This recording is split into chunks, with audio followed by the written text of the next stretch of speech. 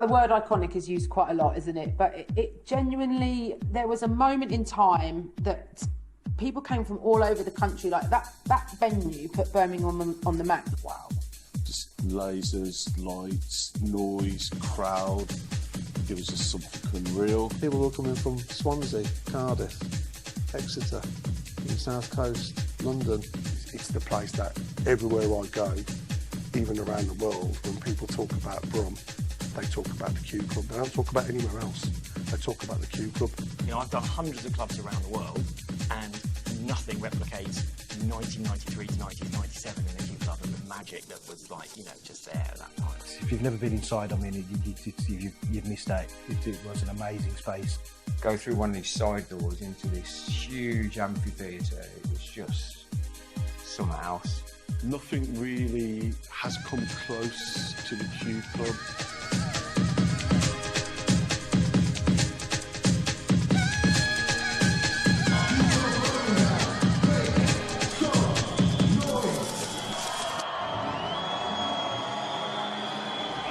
This is history in the making.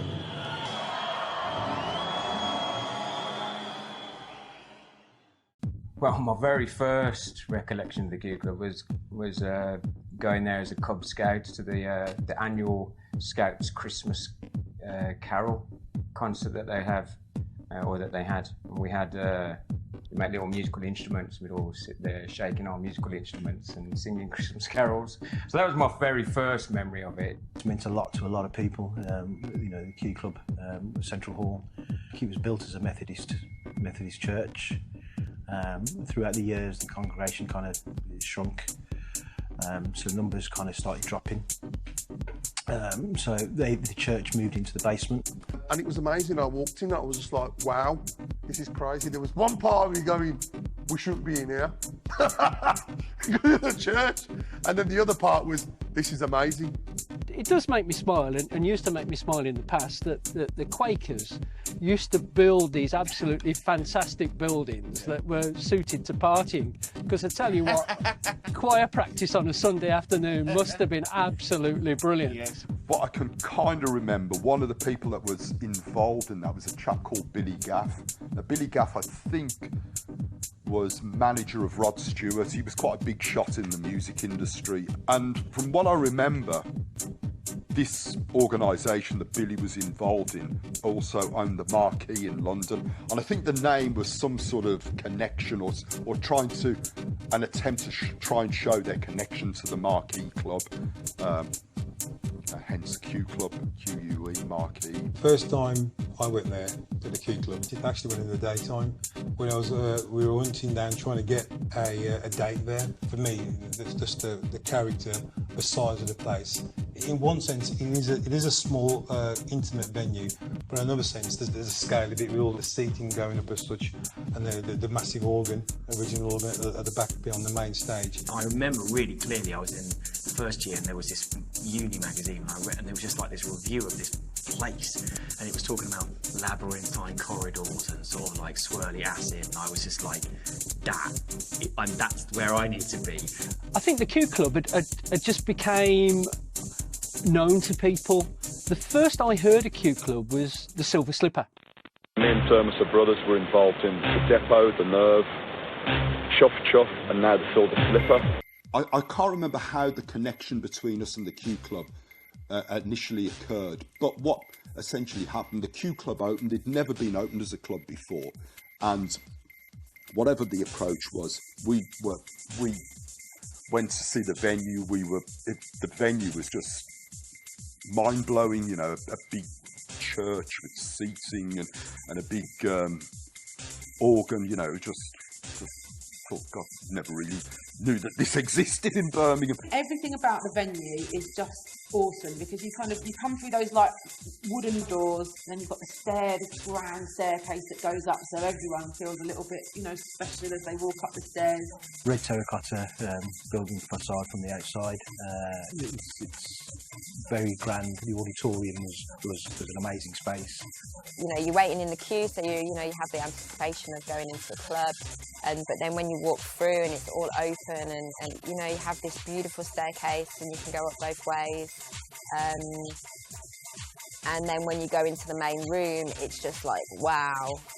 That first moment when you walk in, you go up the stairs, and you don't really know where you're going. There's like doorways everywhere and corridors, and then you go through one of these side doors into this huge amphitheatre. It was just something else. I remember like the bass would actually make like door fittings move, so you couldn't really hear it, but the thing would still go. Yeah. The excitement of arriving at the place is really what I found, because you knew you were arriving with that expectation of where it was going to go later in the night. And you go into the, obviously you've got the main hall and the main room at the Q Club, which is phenomenal. The organ and the stained glass, the way those pews are set up, the dance floor. It is a room for worship, and music is a worship. It's a form of worship, and that's what it is. Well, I remember it because I went to that Obsession night. And someone took me up, and I walked out in the upper tier at the back, and that was it. Yeah. And that was quite a kind of gobsmacking moment.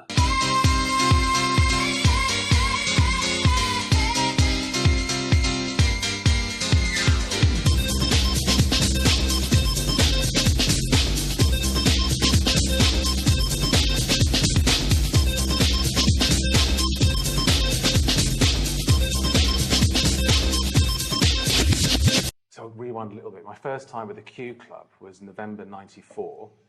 That was a night called Velvet Revolution. There was some indie band playing, I can't remember the name, but at the time the Q Club didn't have a license, so it was like £10 in free bar, which to a bunch of second-year students was gold. We had a brilliant night. And after that, I think it was a couple of months after that, that Chris put on the first Bubble Club. I'd seen all of these flyers, because back then you'd go into record shops and there'd be flyers everywhere, and have a look at the flyers, and then there was this flyer called Bubble Club, and I think it was £5 or £6, and I thought to myself, that's not bad let's go. So I spoke to my friends and we were like, yeah, let's go. So we went to an event called Bubble Club at the Q Club, and we were absolutely blown away by the place. Well, the Bubble Club, I suppose like a lot of things in life, it was a little bit of a happy accident in many ways. And I think the really nice thing for me is that I've bumped into people like David Whittle, who went on to do Drop Beats, Not Bombs. And Dave went to the first Bubble Club, and Dave went to lots of Bubble Clubs. And, he's been kind enough to say to me, it's things like the Bubble Club that made him go on to do what he did. I think Money Pennies were the first guys to do an event there, the Silver Slipper. And then I think we were probably about second or third to get in there with Quest. You didn't drop below 1,000 people, no matter who you put on.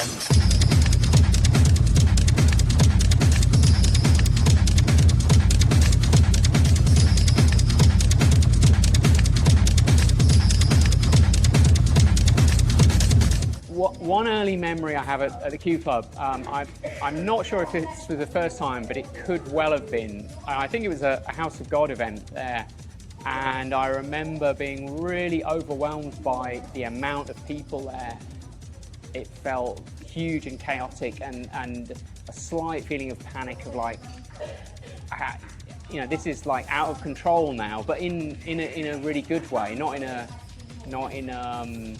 dangerous way, but in an exhilarating way. My first memory of going to the Q Club is. I couldn't look, the dates are hopeless.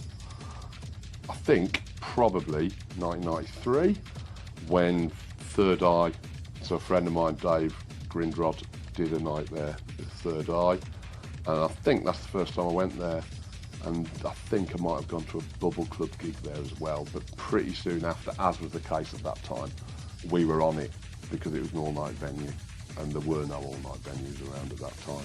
There was Quest did some gigs in there. There was an Amnesia in there. There was a dance trance in there. Magic Shed we went to Bubble Club, went to Third Eye Ball, went to House of God, and we were practically there from like November '94 to the summer of '95. Summer of '95 was the first Ultimate Orange. Between November '94 and summer of '95, I was there pretty much every weekend. Well, I'd been to House of God, been to Third Eye, I think I've been to Bubble Club before we did the first Atomic Jam.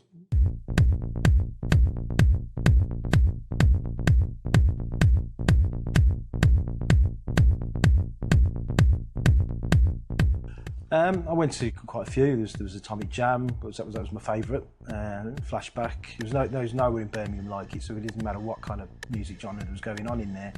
You know, you always felt the warmth of the ravers. I actually went to lots of Atomic Jams, but I also went to like Space Hopper, Logical Progression, and I actually worked in a French restaurant like 3 or 4 doors down from the Q Club.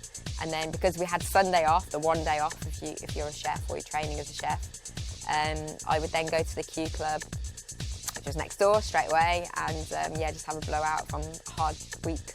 I think if you speak to a lot of people who went to the Q Club in the early days, there's a lot of people who went to Atomic Jam, went to Space Hopper, went to Bubble Club. They went to the Q Club. Yeah, they went to a lot of the nights that were on.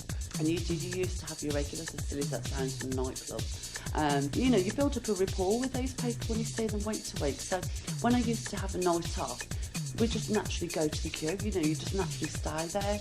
And it was great to see people that came a lot because they would be the ones that chilled out. And then the newbies would just be like, just like super excited. And it was such a good thing just to see people connect, you know. In the early 90s, that's when the kind of rave culture was kind of expanding more, so more people getting drawn into it. So yeah, it was an eye-opening experience going.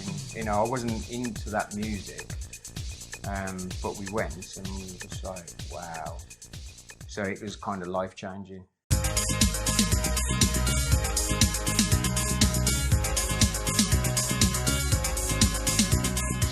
So at that time, it was sort of 1990, I was doing a lot of the free parties, Bedlam in London and Spiral Tribe, went to the Roundhouse when it was a squat, it was a Spiral Tribe party.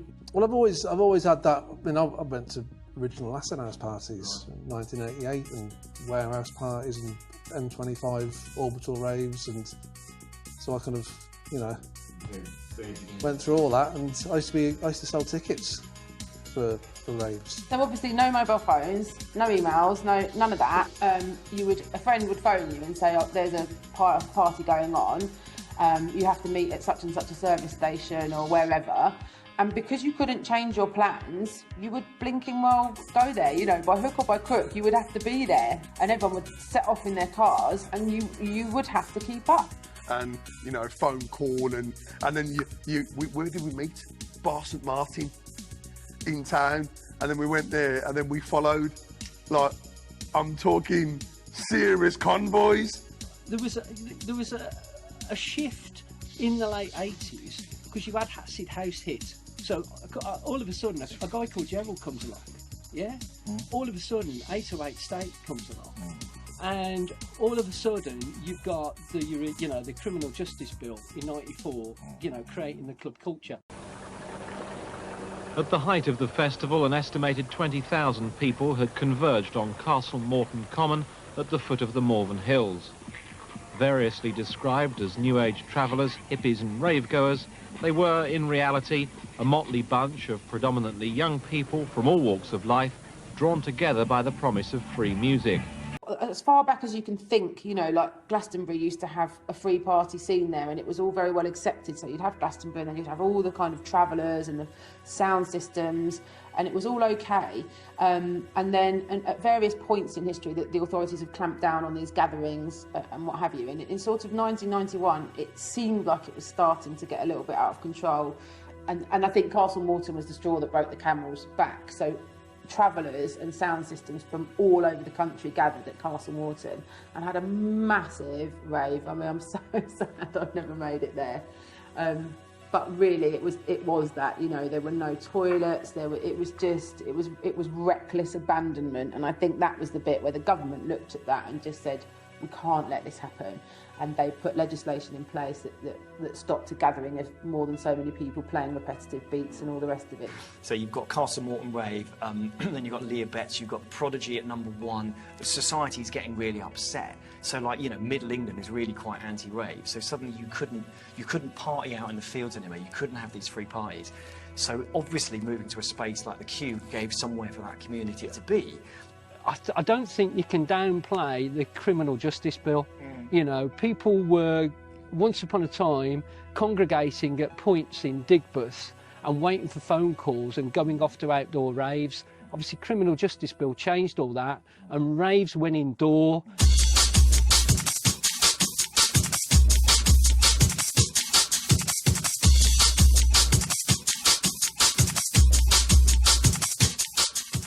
When I started going raving in there, when it was the back end of the actual rave culture. So the indoor spaces started, you know, getting licenses and things, and it became club culture, like the rave scene did. And that was one of the biggest spaces in the UK. People were coming from Swansea, Cardiff, Exeter, from the South Coast, London. You know, people were coming to Birmingham in the same way people go to London. I mean, but it was. People were coming to Birmingham. People used to travel not just from the Midlands, all over Scotland, Wales, London. It was sort of like a central focal point, and you used to meet different people. And one of the things that was really quite enjoyable was the queuing up to get in, and the queue would be massive all the way down the streets. Everyone chatting to each other in the queue. You can make friends just there in the queue. It was more of a society and a culture than just a night. Every race, every religion going, every age group as well. You get everybody from, 18-year-olds that have literally in there on their 18th birthday to 60, 70-year-olds. In terms of the music, in terms of the way that it evolved in Birmingham, again, it was a big mixture of people rather than, you look at a lot of the footage, particularly down south, it didn't have that similar community. It was very white, it was very, it was working class without a doubt. But I think what we added to it in the Birmingham sense was to embrace the cultural connection. I think in terms of equality, you couldn't have got more equal. There was no judgment ever. You didn't really care what you looked like. People would sort of dress up a bit, but it wasn't about your outfit. You weren't taking photos all night, and certainly no social media or whatever. So people were literally there for the joy of being there. Nobody judged you. Do you know what I mean? Everyone was mingling, everyone was mixing, everyone was talking, and it was just a release, and it was friendly, and people were just doing their thing, letting their hair down, whatever they were doing, they were just there to enjoy that moment. You could wear what you want, tracksuits, trainers, jeans, shoes, anything you wanted. No one batted an eyelid. It was just, that was probably the whole sense of being, in a family, as it were. It was very unpretentious to a large extent. Right, yeah. You didn't have to wear the right clothes in order to get through the front door. It was just about the music, it was just about the vibe, and it was just purely about having a good time. Because it was such a mammoth of a building, it was so, with all these rabbit warrens and things that you just, you'd lose your friends. It was one of those, like you did in a festival. You'd lose your friends, but the person next to you, you always had one thing in common. It was the music. Everybody was coming down just to listen to the music, and it was just phenomenal. You could get lost in there, and you have a night out which you go on an adventure, and if you don't like music in one room, you go to another room, and it's just everything was really fluid and energetic and really, I don't know, inspirational. Having strangers come up to you, go, "Where are you from, mate? You all right, mate? Where are you from?" And putting their arm around you. It was just like, wow, this is just like, this guy's from Ipswich, this guy's from Scotland, this guy's from over here, this guy's from all over the place, and they're coming up to you, girls are coming up to you and dancing, going, yeah, and just like, wow, I thought this is good, this is good.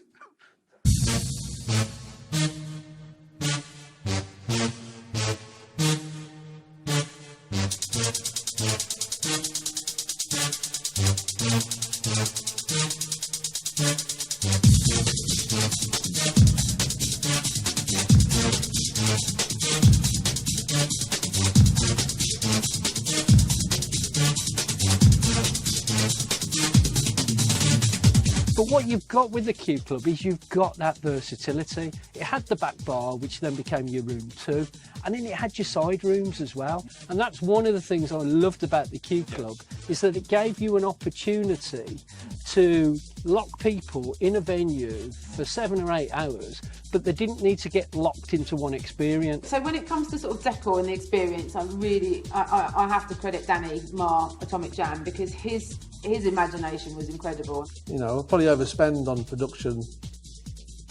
Yeah. And even Majika, really, he did a Carl Cox night in there, and I think he put a structure on the actual floor and around the doors to get out. It was awesome.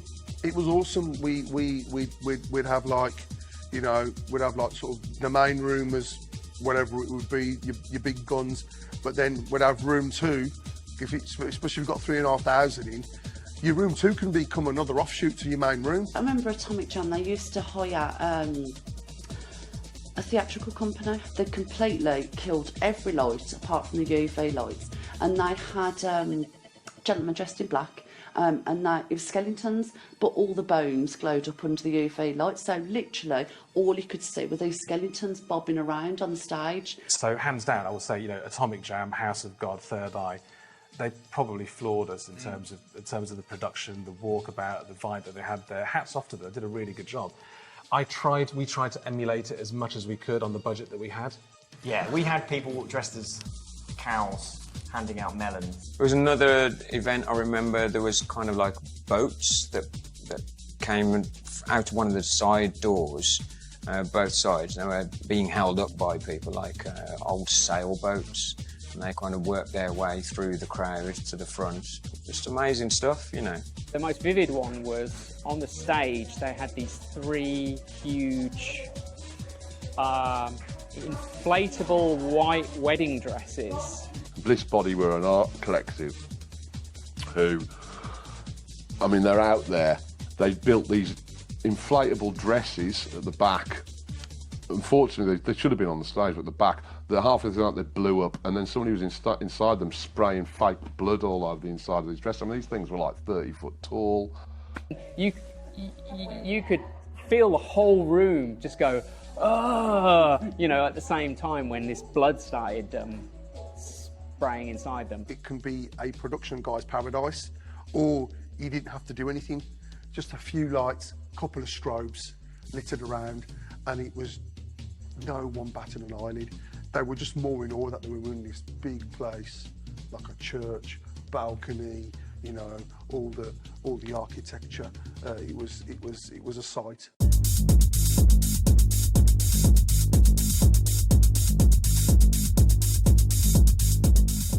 First one was August the 19th, was it? that one there. August the 19th, 1995. June the 20th, 1998. That was the first one. And I had spent the whole day doing the tickets, doing all the sort of admin side of things. Jimmy had been down the club with the sound guys and the decor guys and all the rest of it. And I've never even been there. And then literally went up on the stage, put my records down, turned round to see this like amazing, you know, we had all the spiky balls in the ceiling, big massive inflatable balls and laser and all that, and I'm just bursting into tears like a complete wuss, yeah. It's like, When I was operating in the Q Club, and I'd take people there for the first time and, you know, they've never been to the Q Club, what I'd do, I'd walk them through the front door, take them up the stairs and bring them right up to the top balconies. So all they could hear was this boom, boom music coming out, and then I'd just open the doors and they'd look like that, and their knees would just go. They'd start wobbling. When they've seen it, they just go, wow, what is this? You know. Take them in without showing them any of the main arena, and then up the stairs and then down the corridor along the back, and then bring them in like at the top of the main arena at the back, and just watch their faces and you know, because you're so high there as well. First time Jeff Mills played was probably because the build up to it, there was such excitement, you know, that he was coming to Birmingham. And that was something special, you know. Well, I think we hit our peak was when we did the trade. We did the trade night. So we got Tony DeVee, Pete Wardman, you know, an amazing lineup from trade. And Birmingham hadn't seen trade really. It was a real mixing pot and everyone was just having it, wasn't it? It was a real high point. 25 years with Carl Cox, it was a personal thing for me because I was here in my hometown, and then there I was with him, and I'm a little bit emotional with it because it was like I'm here, my family was there, and people were there, and I was like, this is my life, and I'm here in this place, and you know what I mean. So that would probably be the most symbolic thing. Yeah, it was, yeah. There are nights, some nights, well, one in particular, I think it was Atomic Jam, but Joey Beltram was headlining, and there was a tune called Energy Flash, and wow, when he played that, the whole club just erupted. Yeah, hairs on the back of my neck standing up right now.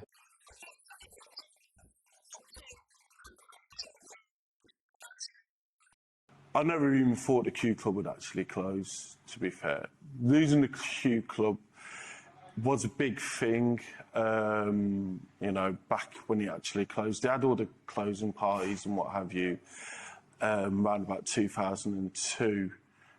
That was, for me, my goodbye to the Q Club in September 2002. Yeah, they may have had all the other ones afterwards, but that was a very emotional night.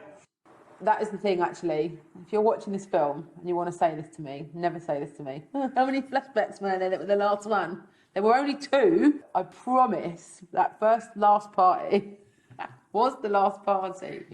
And actually, we were devastated afterwards. About 6 months after that party, we went, actually, it's not been sold yet. Do you want to do another one? And we were just like, oh, you know. The Q Club had been closed down, and that we thought that that's it. The Q Club is closed and it will never open again. And then all of these rumours started circulating that it's going to reopen. And I got in touch with them and said, look, how do you feel about me doing Drop Beats Not Bombs as the opening night of the Q Club? And they were like, okay. It was, you know, like by the skin of our teeth that we kind of got to open on that night. You know, there was a stock going in, the promoters were coming in, you know, everything was going on, and you know, the whole sound system was up in place and production was there. To the 11th hour, you know, just before the doors opened, the fire officer just said, "Yeah, lads, you know," shook my hand and he goes, "Go on, you can open." How did you feel like when you said that? Big relief.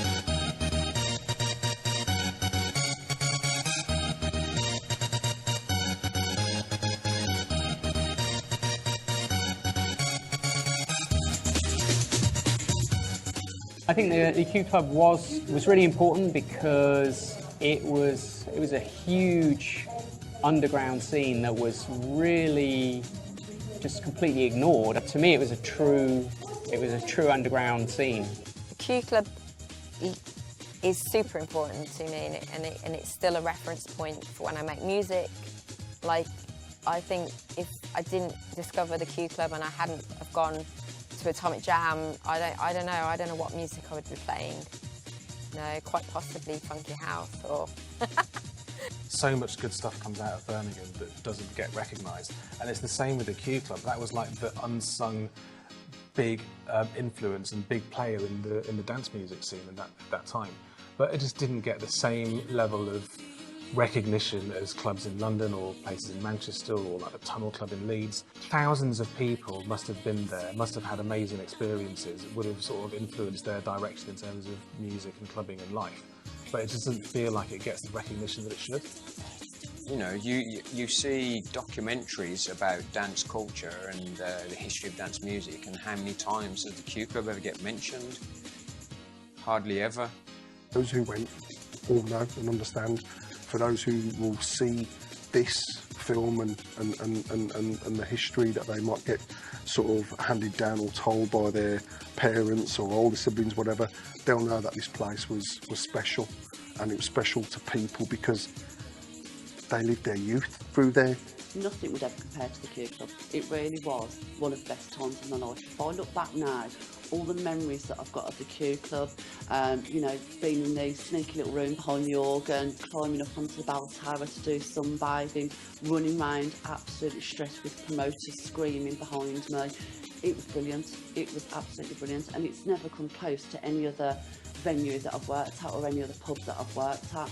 I love it, and if I had it all up my time over again, I'd do it all over again. Even now, in my 40s, if it was to open up, I'd apply for a job. Something used to happen there, and I'm sure it happens at other venues too, but it just felt like there was this, the sum of the parts was more than the individual what's it. That was very eloquent, wasn't it?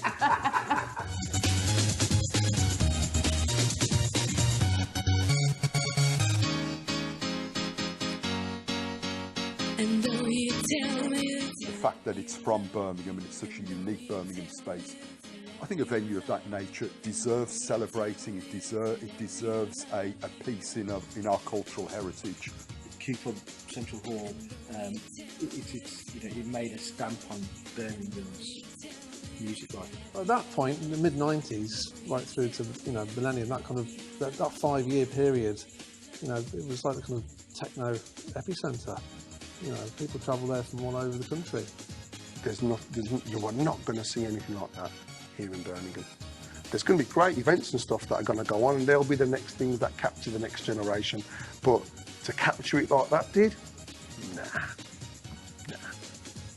There was a time and a period where the Q Club was the place to be for underground, semi-underground, semi-overground dance music in Birmingham, even across the Midlands. It was a pivotal place in a pivotal time. And I think you had a coming together of a venue at the right time in the musical history, with the right audience and the right attitude and application of people. Baby. Yeah. Well, when there was the talk of it turning into a hotel, myself and quite a few others said, right, when it opens the hotel, let's all book a room, have a room each, and we'll all have our own little raves in our own little rooms. It'll be just like the old days. Your name's not down, you're not coming in.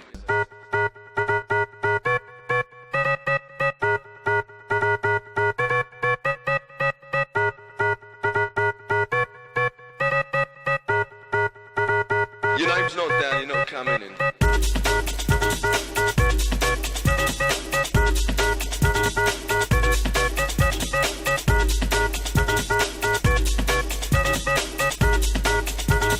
Your name's not down, you're not coming in.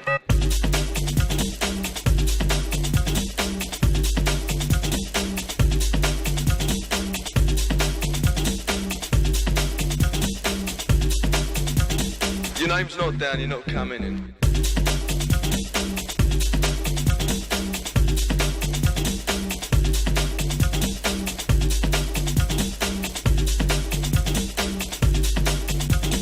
Not tonight, you're not on the list.